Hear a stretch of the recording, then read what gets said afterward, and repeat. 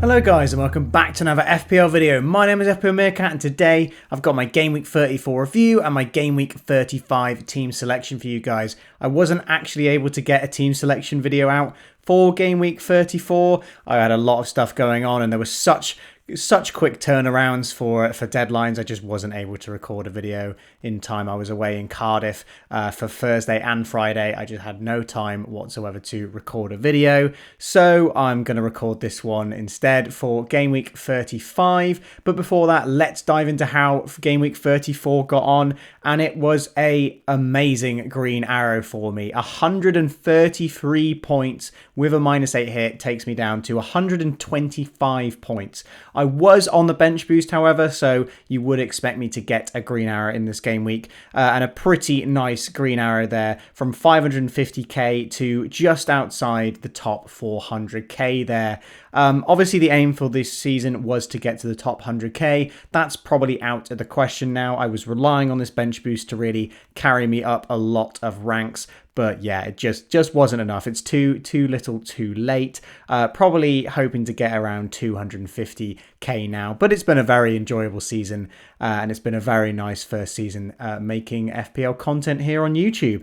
But getting into the team itself, obviously Captain Haaland, not actually being the highest scorer in the team, funnily enough, that was Mohamed Salah, who really was quite underwhelming in the double game week, I have to be honest, but he got 2 penalties, and that's why we pick these players, for the minutes, for the penalties, and for how good their teams are. But yeah, we got very fortunate there for him to get 18 points from quite a lackluster performance from Mohamed Salah. And Erling Haaland obviously breaking the record, doing what he does. We all knew it was going to happen. Absolutely amazing there from Haaland.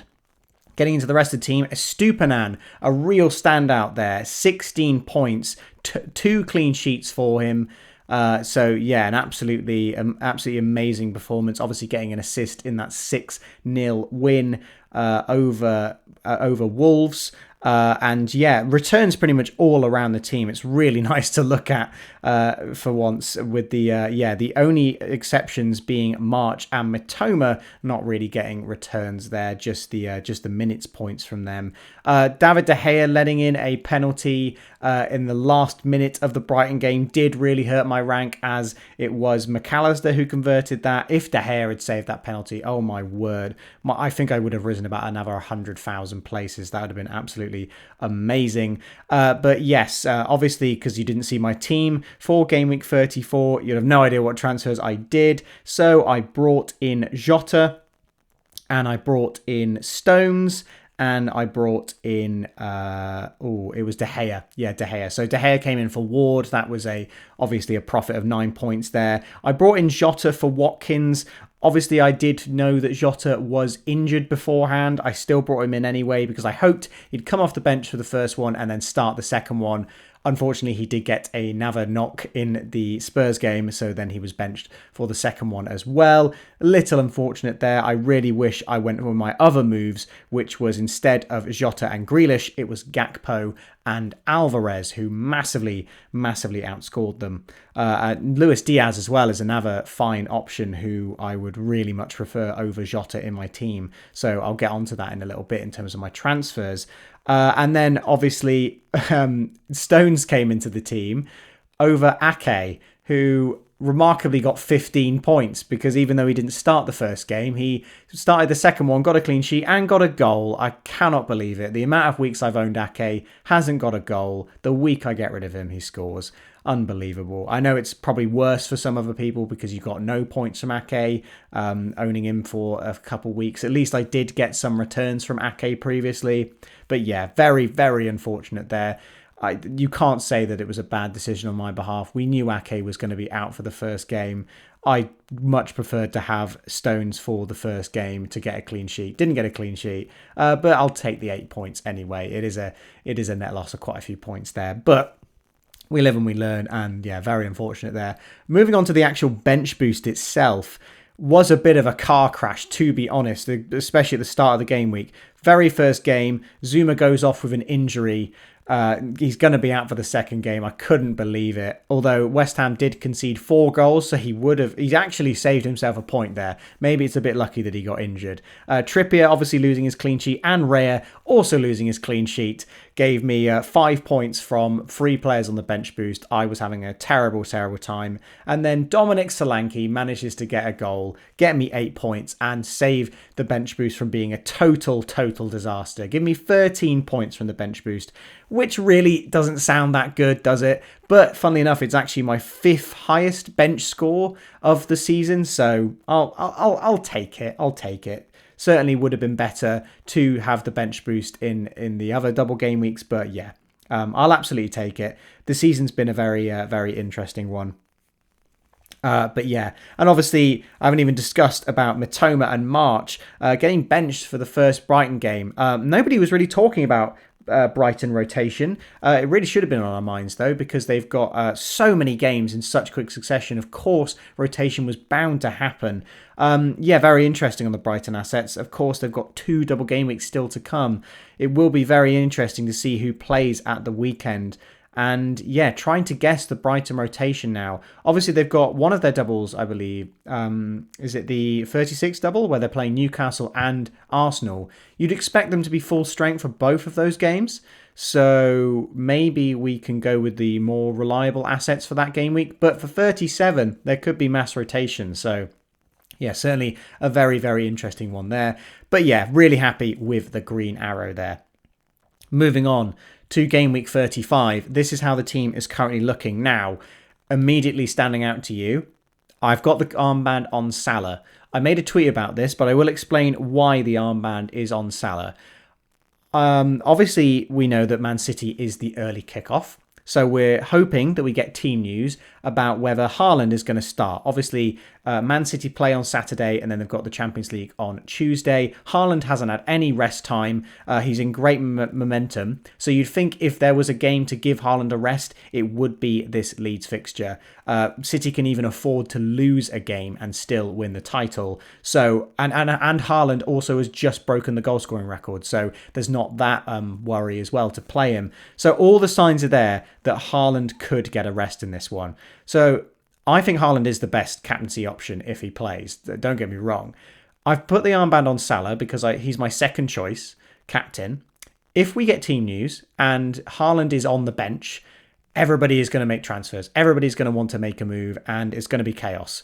When that happens, the site normally goes down. And there's a fear that if you've got the captaincy on Haaland and you can't make your moves, you're going to be stuck with the captaincy on Haaland and knowing that he's on the bench. He could still come off the bench and return, but I would much prefer get 90 minutes out of a player who's going to play the whole game.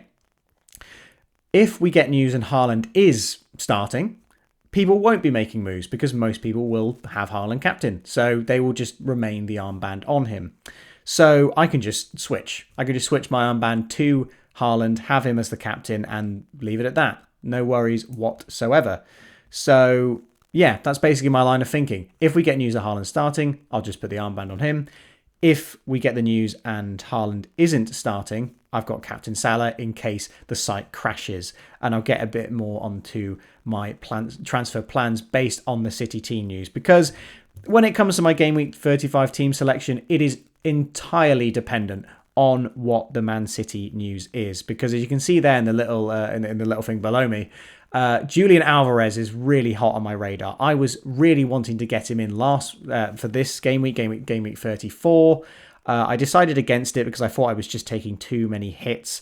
And he started twice, which I really did not expect at all. I fully expected him to start one of the games, but De Bruyne being out for both games and him filling in that De Bruyne role, I really didn't expect. And yeah, he obviously hauled in one of those games, and that's all it takes. So I really want to get him in somehow, basically. I really want to take a punt on him. But as you can see, I've got 3 Man City spots. So I've devised some permutations, which I'll get onto in a minute, of how I'm going to get Alvarez in, essentially. There are ways that I don't get Alvarez in. Obviously, if we know he's on the bench, I won't get him in. But yeah, I would really like to take a punt. Home at Leeds, I think he's got a point to prove, hasn't he? It's like Jesus in previous seasons where if we could just know when Jesus was going to play, we knew Jesus at Man City. This is if we knew he was going to play, he would absolutely haul. But you just never knew when he was going to play. In terms of the rest of the team, though, I'm really like the rest of the team. I think this end game now, the last few weeks, are going to be fairly template. I think the moves that everyone will make, if you're going to make transfers, are going to be quite risky because everyone's got very, very good teams now. The teams that we're all focusing on, Man United, Brighton, Man City and Liverpool, all have really, really good fixtures at Newcastle as well. Probably one I should add. Obviously not this week. But yeah, they all have really good fixtures. So it is definitely the time for punts because everyone's going to be going so template. The problem is with taking a punt is you're not only hoping the player you bring in returns, you're hoping that the player you take out blanks. And I look at this team and I'm not confident about a blank for anyone, to being totally honest. I'm also starting Solanke over March. The reason for that is that Chelsea look terrible right now, honestly, and I definitely think Bournemouth can get a win over Chelsea at the moment. So I'm more confident about a Dominic Solanke return than a March return. Mitoma looked incredibly impressive in the Man United game. When I heard the team news that March was getting a rest in that game, I actually swapped March onto the pitch. But seeing Mitoma in that game, he looked so lively in that game. I definitely think the returns are coming for him. He was very unlucky not to get anything from that game. So yeah, I prefer Mitoma as a pick over March. But yeah, honestly, I wouldn't mind starting March well. I like the look of all 8 of those attackers. And obviously the likes of Jota and Grealish are a little bit of a concern for me. I'm recording this on Friday, I haven't yet seen the press conference news, so I will have to have a look at that. But yeah, I really like the look of the team. And getting on to the bit which I've been alluding to is the Venn diagram of permutations for Game Week 35 if they start. Now, yeah, this looks very, very complicated, but I'm gonna take you through it. So basically, this is a Venn diagram of all the players, all the Man City players that I have, and if they start. So I'm going to start at the top there. I'm going to start with the middle one, which is the middle of the Venn diagram. If every single player is announced to be playing, based on the team news that we get. This is hoping as well that we get all the team news. It's a bit risky because normally when we get team news from Team News and Ticks about Man City, he just gives the main names like Haaland, Foden, Grealish. He doesn't really talk about the defence, so I doubt we'll get anything about whether Stones is playing. But anyway, if they're announced to all be starting, I'm going to roll the transfer. Simple as. I like the odds of all 3 of them. I'm just going to roll the transfer. Moving to the left there, if Haaland and Grealish are both starting, I'll start Trippier over Stones. If we get some announcement that Stones is not playing, I will just swap Trippier into the starting lineup. If we get knowledge that Grealish and Stones are playing, I'll just move Haaland to ALVAREZ. Do a simple swap, just make that transfer, and then the aim would be to get Haaland back in straight away. Just take the punt on ALVAREZ, because if Haaland is benched, I think we can all assume that ALVAREZ must be starting. I think Man City have not played without a striker at all this season. And yeah, it's just they're fully ingrained into this new system. If we get news that Grealish is benched, so as you can see on the Venn diagram there, Haaland and Stones are starting, I will make these moves. And this is probably my favourite outcome. I'm kind of hoping we get news that Grealish is benched because I'd like to do this move. Grealish and Jota out to Bruno Fernandes and ALVAREZ. 2 players who I'd really like. That would be for a -4. Bruno Fernandes, I think, can be an ultimate differential. He's looked really good in recent weeks, and his ownership is fairly low in comparison to a lot of the other midfielders. I don't really like Grealish's chances of starting many games now. I'm just getting a bit iffy with the Champions League coming up. I know he's probably the most nailed Man City midfielder, but I just think he's got a rest coming up. And I know he's hauled twice when I've owned him, but I feel like his returns are going to start drying up, and I'd much rather take punts on the likes of ALVAREZ and potentially Mahrez and Foden as well. Moving to the top of the Venn diagram there, if Haaland is starting, so we somehow get an announcement that Haaland is starting, but Grealish and Stones are benched, Grealish and Jota to Fernandes and ALVAREZ, so the moves that I proposed anyway, because obviously Grealish should be on the bench, or Grealish to Mahrez. So I keep Jota in the team. I don't get ALVAREZ because, of course, it depends. I will only get Alvarez in if we've got confirmation that Haaland is benched or that he's starting, because both of them can now start. So I won't transfer out in Alvarez if I don't have certainty that he's starting. And I will just start Trippier over Stones if he's benched. That's basically if we get any news that Stones is benched, I will basically be just moving him to the bench. If Grealish is the only one starting, I'll start March and Trippier over Haaland and Stones. I'll just put both the players on the bench. And then if Stones is the only one starting, so Haaland and Grealish are both benched, I'll do the moves as proposed and then just play March over Haaland. And then as you can see there, to the side of the Venn diagram, if none of them are starting, if somehow all three of my players are benched, I will just do the moves and do the benchings as well. So yeah, it's very unlikely that I transfer Haaland out. There is only one permutation there that I transfer out Haaland, and that is if he is the only one benched. If Grealish starts, that might change as well, because obviously we might get some announcement that Foden or Mahrez is playing, and I could do some different permutation. Rather than getting in Fernandes in the midfield, I just do Grealish to Mahrez or Foden. But the reason why I'm doing this Venn diagram, you might be thinking, why on earth would you do something so complicated and so convoluted, is because I know what the FPL site is like. We will very likely get team news 10 minutes before the deadline. The site will very likely crash very quickly. So I'm going to be there for that, that 15-minute period, refreshing. As soon as we get the team news, I'm going to look at the Venn diagram and do exactly what it says on the Venn diagram and just leave it at that. No time spent on decision making, no time worrying if the site is going to crash. I recommend you trying something like this as well if you're worried about the site going down like I am. Just do the work now so that when we get the news, you're not stressed about, oh my gosh, I've only got this short amount of time now to decide what I'm going to do. You just do it. But yeah, hopefully that all makes sense. And finally, moving on to the team of the game week in the mini league.